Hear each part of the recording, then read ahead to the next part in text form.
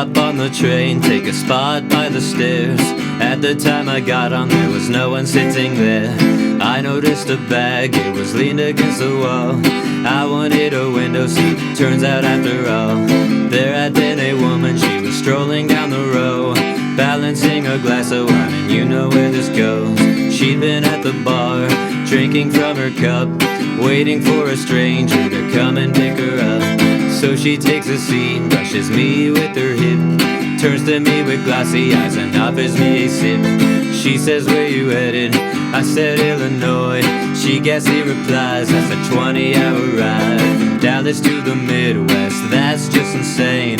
Thanks for reminding me, lady, you're a pain. For 3 hours straight, she talks about her kids. 2 hours in, I knew everything they did. Joey likes baseball, and Jacqueline her dolls. Francisco is a baby still, and rest in peace Jamal. I was quite annoyed, something she could sense, and she nonchalantly draws from a marijuana pen. Offers me a hit, I say I'm trying to quit. There never seems to be a safe place for me to sit. Arrived at her stop, good luck getting there. To Illinois, she says before falling down the stairs. Slide to the window, try to rest my eyes. I'll be home tomorrow until I recognize 17 hours up, it's way too long. Panic sets in, so I try to write a song. The only problem is my writing is whack, and what good is a song if you can't play it back? My service is crap, so I can't use my phone. A whole night to go, but I wouldn't be alone. A younger boy takes up the seat next to mine, smelling like shit, and then proceeds to whine. I say, what you doing here, and where are your folks? The little guy just looked at me, a finger up his nose. He offered me a present, said no thanks, then he wiped all his snot on a purple piggy bank. The sound of loose change rattling across the tracks. Try to rest my eyes again, that's when I hear a crack. The boy had dropped his purple pink ceramic piggy bank. Pennies rolling everywhere, his face turning blank. And that's when he let out a sound I'd never heard, a high-pitched scream. This is where it gets absurd. Halfway home, he cried and he cried. People start complaining, a conductor walking by.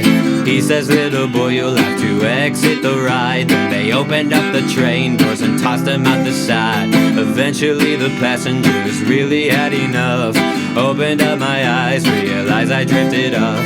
Suppose another 10 hours stuck on a train. It's not the only shit that's been weighing on my brain. The cabin starts to shake, the train comes to a halt. I noticed the bag had been sitting by the wall when I first sat down for my trip to Illinois.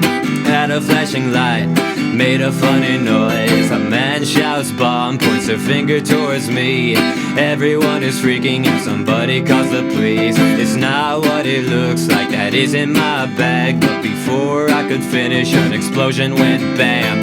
Limbs flying everywhere, I thought maybe I died, but I woke up in the hospital. How am I alive? A nurse danced around, I asked about the train. I tried to stand up, but I couldn't feel my legs. She says, don't you panic, so I say, where are we?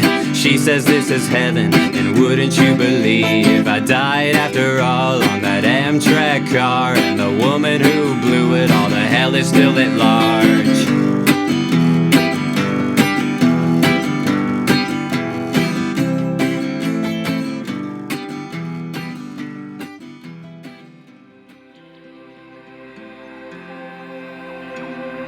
Welcome back to the Weekend Warrior Show Recap Podcast. I'm Ty, sitting down with Ryan Edward Wolf today. What's up, guys? So what's new, Wolf? Oh, Tell us about your life. We had a show on Thursday. Last Thursday at the Nightshop, we played together. Our debut as a duo. It was my debut at the Nightshop. You've played there a few times, I think. Yep. And I got up there on stage. I had my guitar in my hands, and I played some songs. And then I joined you. You did. Played some bass guitar. Yep. Some foot percussion. 4 songs. Yeah. Got that microphones cover. Yeah. You cut one the day before, and that was cool. Actually, I cut like 2, technically. You definitely woofed it. Well, we played, the plan was to play Someday by The Strokes, which we kind of messed around with that during the sound check. And the other one we were supposed to play was an original, the song Low, which we didn't play. That is a great story. But why didn't we play it, Wolf? This is a thing that we should talk about because, with your volume of the I couldn't get the copyright. couldn't get them to agree. You write a lot of songs, and then you're really excited about them, and then eventually we're going to talk about this. Oh, good. Therapy session. and then you kind of get bored with them, and then you kind of throw them to the side. So, Low, when you wrote that song, you said, this might be the best song I've ever written. Well, I didn't say that. I said you did. I said it was one of the better songs that I had written in a while. Okay, so slight phrase. And the thing with that, it's usually I tend to be like kind of lyrical, and that was just more of a fun kind of song. a rock song for a band. Yeah, I think because you were in that band mode, maybe. I was in band mode. I bought a Telly, a Player Series. Really nice guitar. Really nice guitar. Sounds great. Easy to play and everything. Easy to play. Comfortable on the neck. And just sounds good. Just sounds good in general. I was writing, with the intentions of recording some rock songs with that guitar, and I couldn't get a band together. I tried a couple guys out, and they were cool, but it just wasn't really working out. And of course, my work schedule is kind of ridiculous. But for me, it would be ridiculous. I probably wouldn't.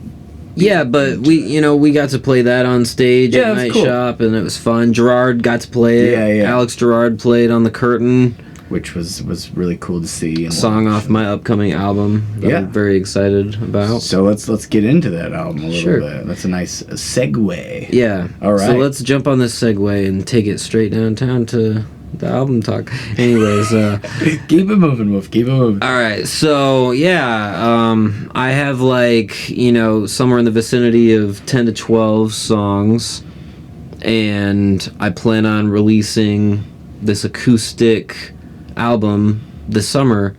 You pretty much have the whole album recorded. You're probably gonna do some retracking. Yeah. You're thinking. Yeah, there are a few songs that I've kind of written in the last, because basically, I recorded this entire album mostly in February, and kind of took, some time to just kind of, live a little bit, and I just recently kind of come back to the album, and I'm like, okay, it's time to start getting these babies mastered. Right. So, in that process, I've written a few songs since, so there's a few that I think would tie nicely into the themes of this album, and I'm just really excited about it. Yeah, I've been excited about it since February. Yeah. So yeah, it's I've heard all the songs. They all sound pretty cool, pretty different. And a lot of features on this one. Yeah, and that's cool to get kind of more musicians involved and everything. Kind of a similar vibe of No Place to Be, but you're kind of elaborating. Is how I feel. I would say. To put it in context, this is a little beachier than No Place to Be.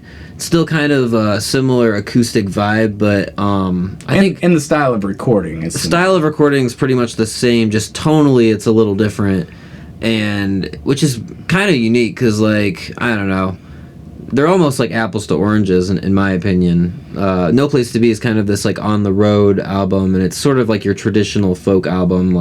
All the song structures are pretty much traditional folk song structures. And this one, I'm kind of, experimenting a little bit with the way I'm, writing these guitar melodies and seeing what works, seeing what doesn't work. But I guess what I'm saying by it's not, I don't think it's apples and oranges. It's still you with a guitar writing kind of folky songs. I kind of think the curtain would have fit nicely on No Place to Be sometimes. But then you it's kind of the only one. You take that and then you add Gerard on there.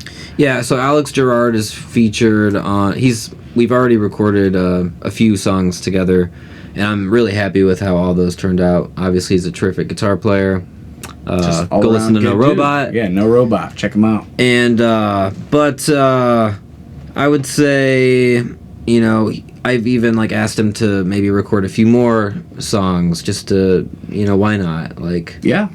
But yeah, I plan on getting these songs mastered soon, getting the project out there. I've been sitting on it for a while, and you know me, I usually move on to the next thing pretty quickly. So while it's in my focus, I want to get this finished and out there in the world. Well, start playing some new songs. Yeah, I think a lot of them have a unique vibe. That song, we probably should have talked about the song we just played and that everybody just heard. Yeah, so the song that everybody just heard is either going to be the final track on my album, or I might even consider it a bonus track. Kind of. What's the title? The song is called "The Train," and it's about this 20-hour train ride I took to hell. No, I mean, kind of through hell, I should say. But and it's just it kind of like in a weird way represents like a part of me that is no more. Sort of like, you know, I left and came home almost a different person, or maybe it was like, you know, maybe it was like the true me. You know, it's hard to explain.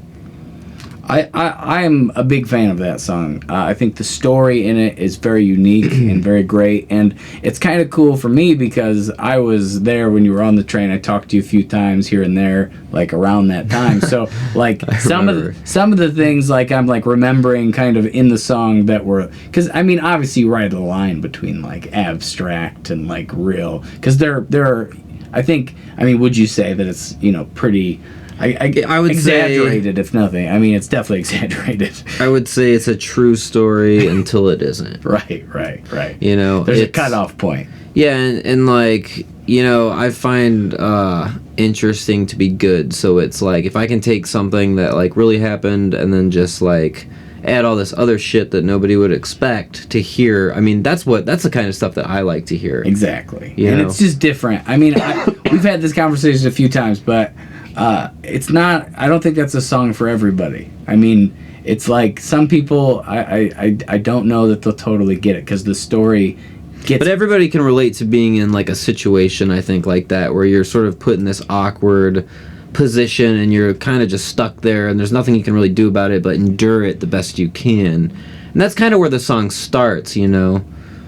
I just think that it's a little wild, a little like exaggerated, a little extreme, and you know, it's ultimately just a fun story. I think when, as a listener, if you didn't know the actual story, it's like you get so caught up in the story that you almost forget it's a song, and you're lost in it. And you're very good about in the recording of the actual song, you were adding the sound effects and stuff, and you know, you had the train whistles and the little kids screaming as they throw them off the train. Yeah, so it's like it's very immersive song in a lot of ways. The final recording of it, and I don't know. I just think it's a really interesting story, and it's definitely not like a lot. I mean, I guess I could say maybe has a similar vibe to the New Year's Fantasy song, but I mean, in a completely different way. I just remember that morning pretty well, because like I was like in my thoughts, and like that was sort of like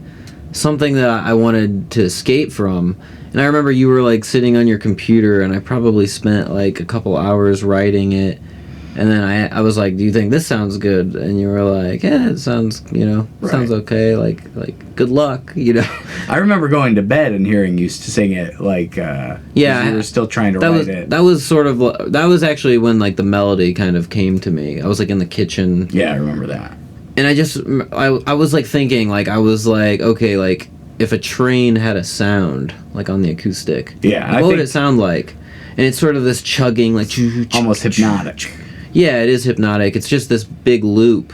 Exactly. And I mean, it's like the wheels in motion. But there is that nice change in it too. So it's like it doesn't. I mean, it's just mainly two chords, and then you throw that one little change in there with the it's G, E minor, C, and A minor. Yeah. Right. And so that just adds just enough to be interesting, I think. But, you know, the whole thing is just about the lyrics. You know, it's about what you're saying and trying to follow it. And I think it's a really unique story, and it's very entertaining. You can kind of get lost into it. And I'm excited for people to listen to the actual recording. But I do recommend listen to it in the headphones so you get the full immersive experience. Absolutely. I think that, you know, I gotta thank hip hop for being able to write that one. I think. Yeah, it's a little almost. It's a folk hip hop kind of hybrid, maybe. I don't know, but the story's so cool. So, appreciate it, dude. Yeah, and you all just heard it live, but he's gonna have the actual recording before too long.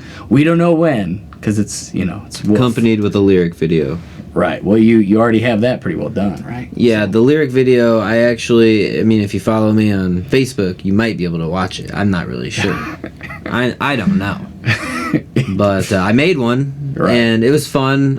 You recommended a program called CapCut. Yeah. And it's a really great software, I think, for that sort of thing. It's really great for a lot. I mean, I use it constantly. I use that in DaVinci Resolve mainly, are my main two. But for captions especially, obviously CapCut does that like better than any other program I've used, especially for free. And then the DaVinci Resolve is really good about the color correction and stuff. But really, CapCut's not that, it has some pretty similar stuff, and it's completely free. So if you don't have that, I recommend, if you're a creative person trying to make content on stuff, it's definitely a good program to at least have on your phone, if not your... It's CapCut, capital C, CapCut with a capital C. Sponsored by, right?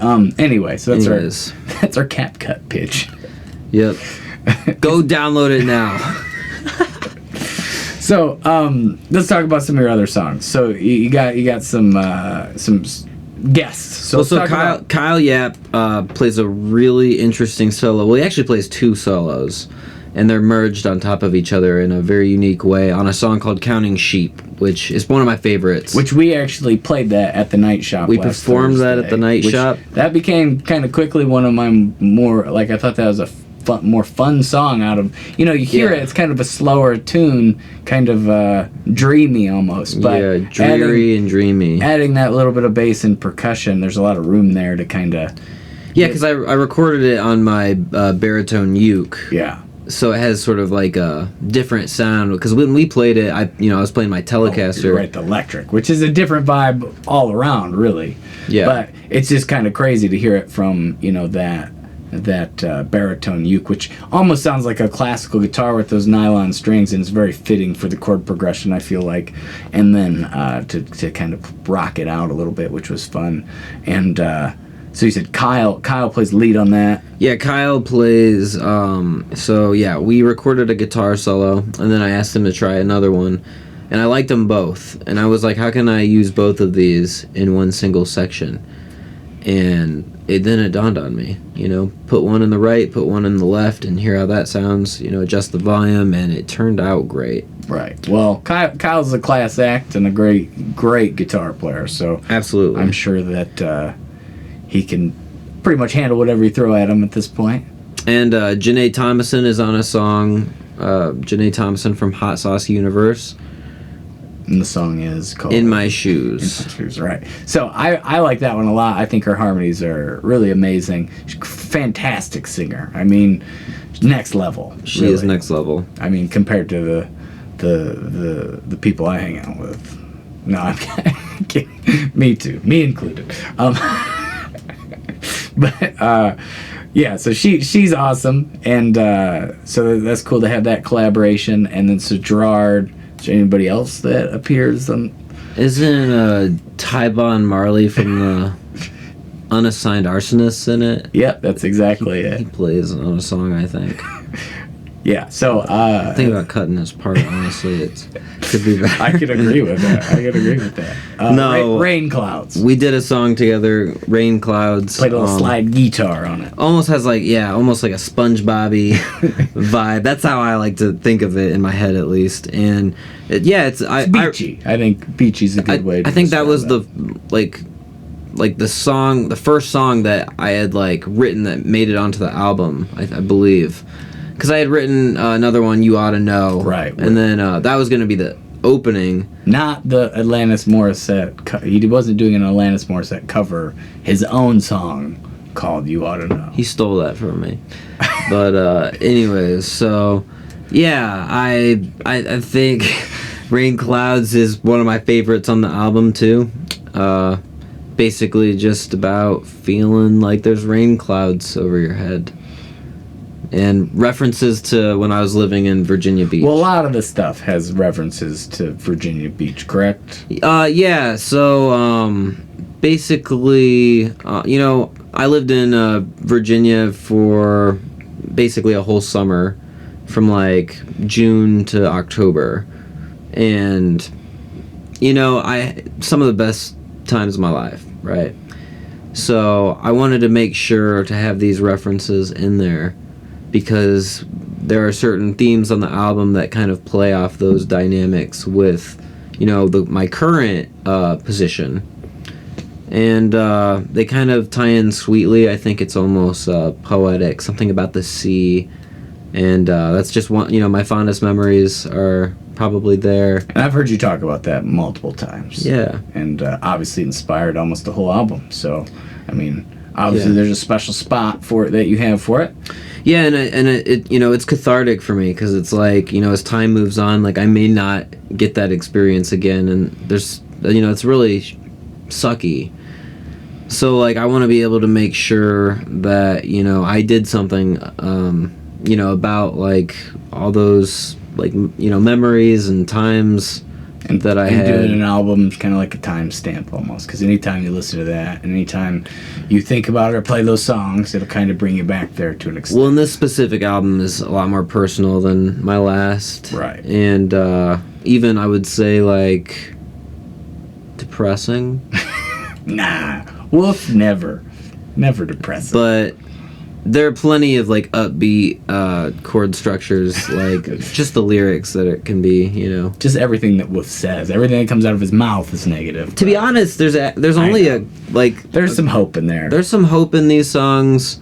There's something kind of like relatable, I think, about. Well, yeah, I think that with the themes, I think most people can kind of relate to a lot of it. Maybe not as... I think that's ultimately what I was saying about the Train song. I don't know if it's not maybe a song for everybody, but the people that like it will really like it, I like Rain Clouds, I think, a lot, because, like, this sounds so weird explaining it this way, but to me that song almost feels like this, like, buried treasure. Almost like, those little, like, boxes that you open, the music starts playing, and it plays the song until it stops, you close it, open it back up, and it keeps playing. I almost, like, picture that song as sort of like one of those boxes, like, that I stumbled upon on the beach, and it's, like, sort of this, I don't know. You almost got there. But I get you know what I'm saying. The music box. It's like you found a little treasure and you put it into a song, and that is the conclusion. I think I drank too much Mountain Dew tonight. All right, so changing gears just a little bit. I was going to talk about some of my other shows last weekend. So Friday, let me look here. I don't know how I. Yeah, how was Friday's show? I don't even remember what it was right now. Houdini Spirits. That was a fun one. That was I don't know. I'm always pleasant. Is that a Halloween shop? Yeah, I play in a magic store. Just in the corner. A magic store. Yeah, they sell magical devices to middle schoolers. How did you book that one? Magic, obviously. Okay, so I guess magic found you. Man, just killing it with the puns. All right, listen to him talk. So Houdini Spirits, I did a really light setup, and I kind of had this. I had the show with you, and then I had 4 other shows after that were like full. Because the show with you, I mean, for me, was just 4 songs. It wasn't that crazy. I was more of a spectator for the show. Which, by the way, we should mention Chloe Alexander. Oh yeah. At the Nightshop, just murdering. I've never heard. I don't know. She sings very, very well, and a lot of the songs were very cool. Yeah, she's a terrific singer and performer, and she played Kyoto, and as we both know, I like Phoebe Bridgers quite a bit. So that was really pleasant, and she played some Paramore, some other '90s tunes. I think she did an Alanis Morissette song. Pretty sure she did. But anyway, might have been You Ought to Know. But I can't remember totally. Anyhow, she was great. I don't remember why I re-brought that up. And then Logan McKeegan played. Right, he was the last person, right? He's kind of a country guy, and he was pretty good too. Yeah. I was talking about... so I was saying I had 4 other shows other than that. That's what I was trying to get to. Yeah. So that was that was Thursday. That kind of kicked off my weekend. Friday, Houdini Spirits was... it was pretty... It was... this reaction. I'm not understanding. I just like Houdini Spirits. I just like every time I say every time you say it, I just picture that magic shop now. Right. I'm just playing in the corner at a magic shop. But it was a small crowd, but they were having fun. They were into it. The bartender was into it. The owner was there. She took a video, and I posted a clip already from that show. Nice. And I think it sounded really nice. And it was just, I just made this agreement with myself going in that I was going to do simple setups all weekend, because I knew I was going to be like pretty overworked ultimately, especially if I tried to do my magnificent large setup. So I was like, I'm just going to scale everything back, take it easy. And then, so a lot of fun at that show. I think part of the reason is I did scale it back. It was more easy to have a good time, easy to kind of let loose. And you want me to say Houdini Spirits again so you can laugh? Houdini Spirits. Just get it out, bro. I'm just in a really good mood. Like, that's honestly. a good place to be. Yeah. Definitely. And then Saturday, I played I had a morning show in Springfield. So I played... How far away is Springfield? An hour. Okay. And it was 11 to 2, so 3-hour set. I was supposed to be outside. They have a really nice stage, but it was cold. It was like 56 degrees and kind of rainy. So I ended up just I was going to do the one-man band. I was still going to scale that back, but then I got to scale it back even further because I was playing indoor. So I just played acoustic and I felt really strong for most of it. I mean, there were a couple little things here and there. I just... it was easy to sound good, just me and an acoustic guitar. You know, it didn't have to set up lights because it's early in the day. Best way, right there. I mean, it is and it isn't. You know, it's like you have to if you want the reward of being able to play a really long guitar solo jam kind of thing in the middle of your songs, you kind of have to do the extra work to set it all up. And but at 11 a.m. that's probably too much anyway. So I'm thinking, it's morning, it's indoor in this tiny place. I should just keep it as light as possible. And I think that, and it really warmed me up for my next show, which was in Decatur. And that was Golden Fox Brewing. And I just have to say, like, I don't know if anybody has preconceived notions of Decatur, but for some reason when I was younger, maybe it wasn't the best, but every time I go there, they just blow me away with their support and their just overall kindness. I don't know. Like, I was really worn out that day on that first Decatur show, and like I was feeling it because it was my second show of the day, and I was feeling sloppy, and they still just were so generous to.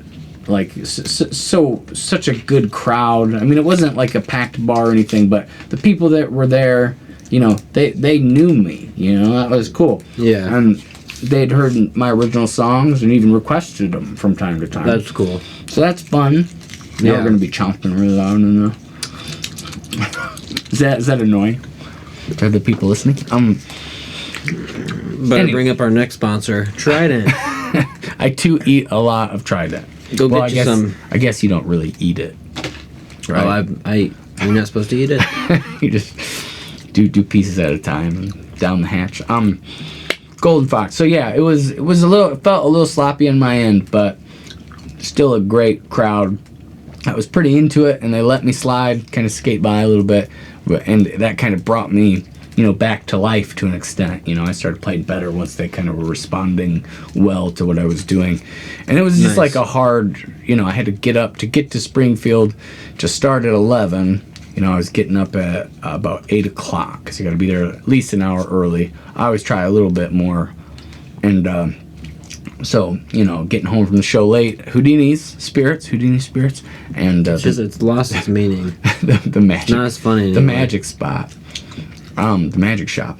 But so got home late, drove all the way there, did a 3-hour set, packed up, drove all the way to Decatur, which was about a 45-minute drive, set everything up again, and by that point I was kind of feeling feeling the drowsiness a little bit.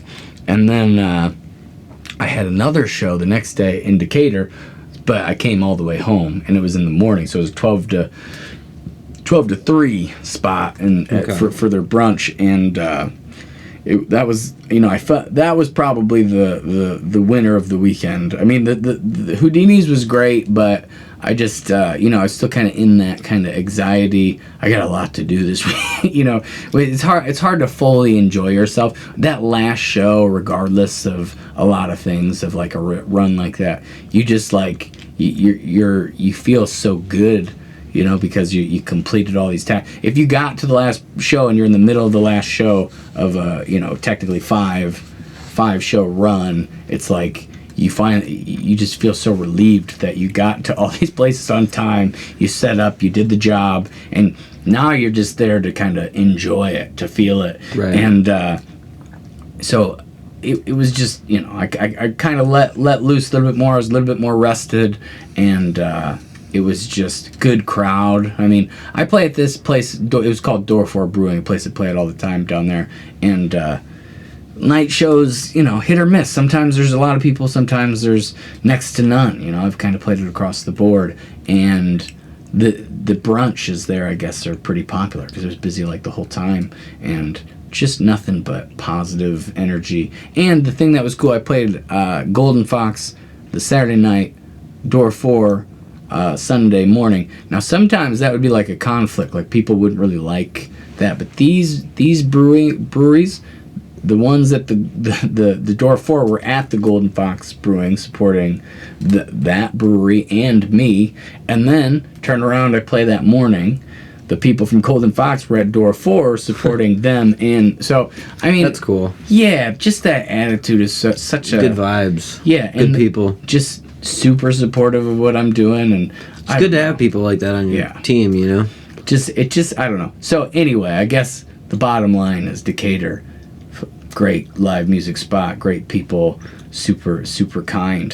So, I mean, I wouldn't say that I was at the pinnacle of my performance by any means, but I got there kind of towards that last show, and just the energy and the vibes were just worth every second of the struggle. That's awesome, man. Yeah, it was a good weekend.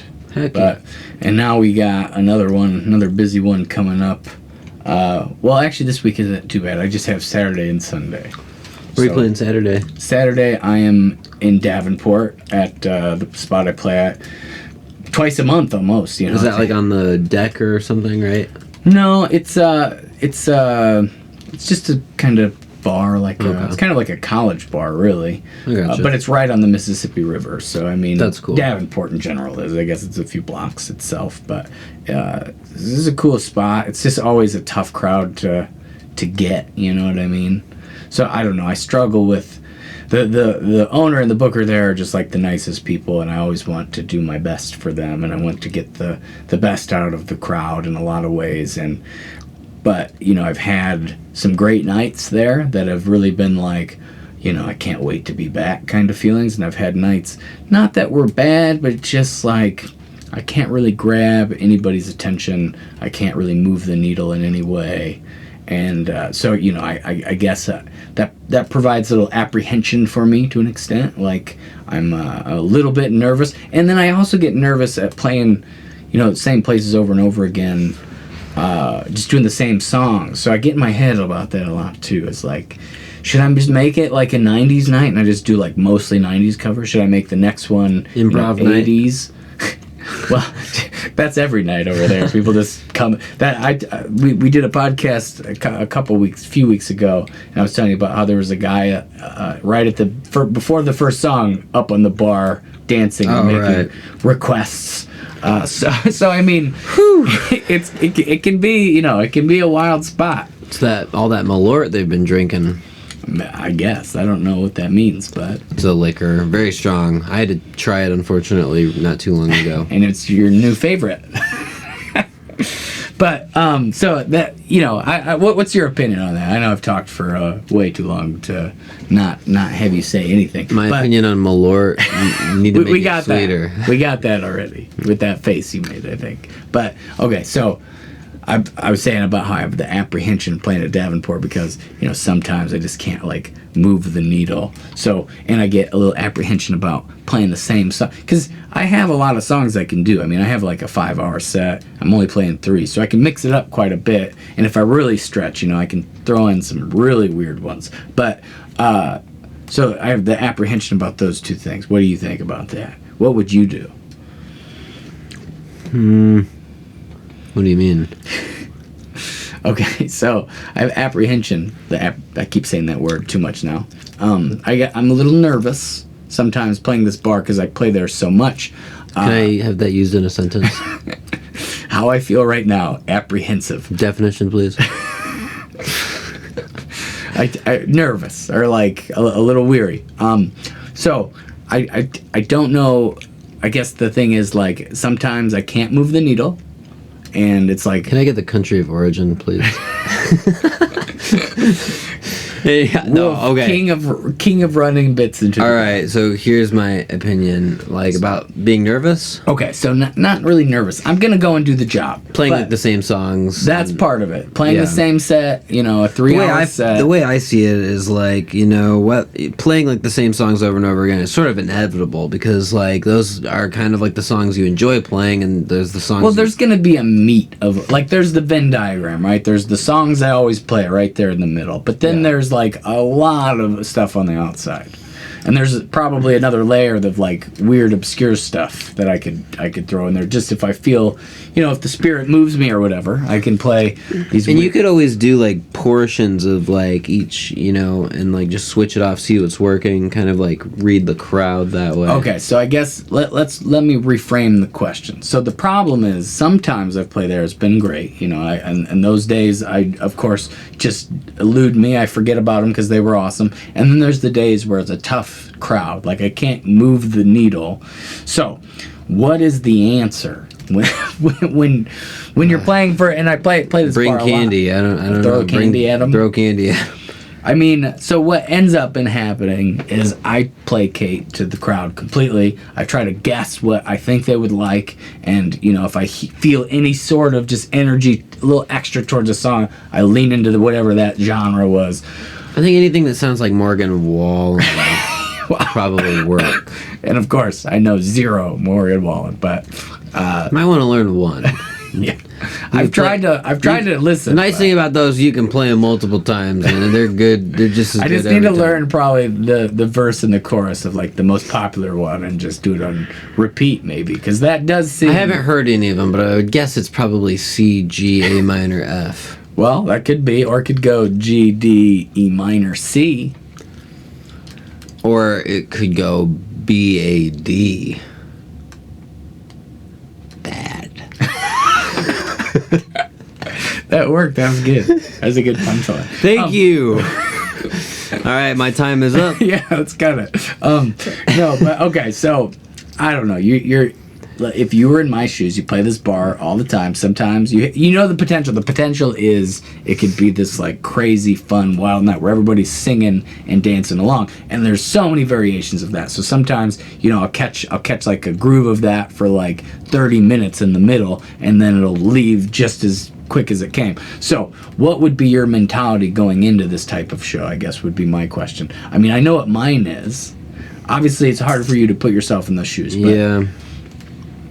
I don't know. I think I would just kind of, like, do whatever I want, honestly. Well, that's a thought I had kind of last time. Is like, if they're not really going to pay too close attention. If they're not paying too much attention, after you read the room or whatever, you could just kind of just play what you want to play, whatever feels good to you, like, less about the crowd, more about just what feels good to you, and those types of shows, I think, when people are... Then it's like, I just want to catch that swing of, like, they're playing that one song that those people wanted to sing to, and then they're up in front, and then that breeds more people to come up from front, and it's really hard to do that at this spot with original songs. I mean, I definitely play multiple original songs throughout the night, but I really spread them out, and I really only do my more upbeat ones. But it's just hard to guess what the crowd's gonna be into. Maybe I'm just old too a little bit, getting out of that age of. Yeah, you know, the '90s were a long time ago now. Right. But anyway, so there's that, and then there's of course, like, I feel like everybody that works there has heard the same songs over and over, and I get, like, even on this last weekend when I had 2 Decatur shows and I had the same people at both, that's still in my brain. Like, I'm like, okay, well, you know, I'll do the main ones, but I'm gonna switch up those precursory kind of outside the Venn diagram, the centerpiece. I'm gonna switch those up quite a bit because I don't want them to have to sit through the same show that they saw literally, 12 hours ago. But obviously with the Davenport, it's more spread out, so I don't know. And the other line of thinking is, like, how many times do you listen to a song you like? Well, you listen to it probably multiple times a week, right? Like, if you're into a song, you listen to it a lot of times. So, with me playing there every few weeks, then it's like, they're only hearing that one song every few weeks. Is it really even a thing I should think about? Because, it seems like a lot to me, but the crowd is there, just in and out, always different crowd. I wouldn't think about it too hard, personally.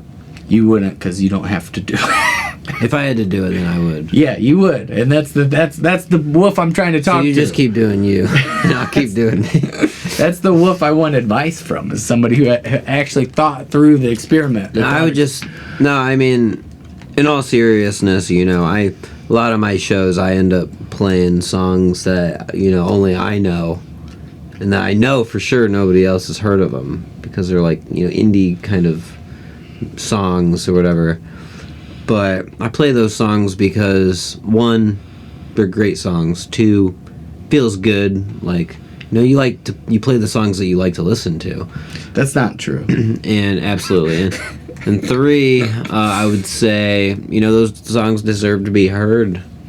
Well, I agree with that. And I think you definitely should throw them in as much as you can. But when you're doing a 3-hour set and you're playing at the same place, and you're playing at a college bar where, people aren't really, they just kind of want to get up and sing and dance. It's a different Those shows crowd. You could probably just be like, all right, who wants to get up here and sing some songs? You just get paid to have other people perform. That happened at the Bellevue show. Remember, I let that guy come up and sing, what was the song? Was it Wagon Wheel or some song? Country Road, maybe. And the show 2 weekends ago, I had a little, 6-year-old girl come up and sing Country Road. She was really into it, and that was adorable, of course. But anyhow, I don't know. Cool. I don't know what the answer is, but, someday we'll get to the bottom of it. My teacher always said, if you don't know what the answer is, always choose C. All right, so see you later. All right. See you later. All right, thanks for listening, everybody. We'll catch you next time. Have a good one. Thanks, guys.